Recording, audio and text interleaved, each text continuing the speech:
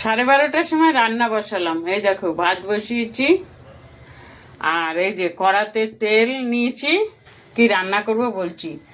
চিংড়ি মাছ দিয়ে করব পালং শাক, আর সর্ষে বাটা দিয়ে, সর্ষে আর পেঁয়াজ বাটা দিয়ে করব এই যে দুটো ভোলা মাছ। এই রান্না করব। তাহলে রান্না করতে থাকি বন্ধুরা, তারপরে তোমাদের কাছে আবার আসছি।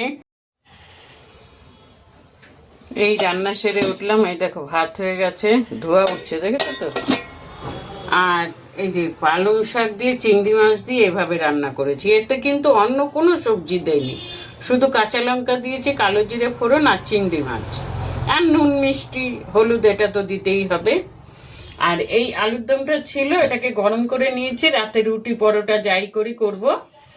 আর এই যে 2 পিস ভোলা মাছ করেছি। ভোলা মাছটা দিয়েছি সর্ষে বাটা, টমেটো, আর হচ্ছে পেঁয়াজ বাটা, ধনেপাতা, কাঁচা লঙ্কা, কালো জিরে ফোড়ন।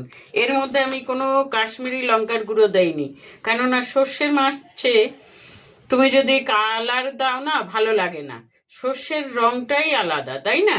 এই জন্য আমি এই মাছে আমি কখনো কালার দিই না। সর্ষে দিয়ে যে মাছ রান্না করি কখনো আমি কালার দিয়ে রান্না করি না, কালার মানে কাশ্মীরি লঙ্কার গুঁড়ো দেই না, কাঁচা লঙ্কা বেটে দেই। তাই এই রান্না আজকে করেছি। জানি না তোমাদের পছন্দ হবে কি না।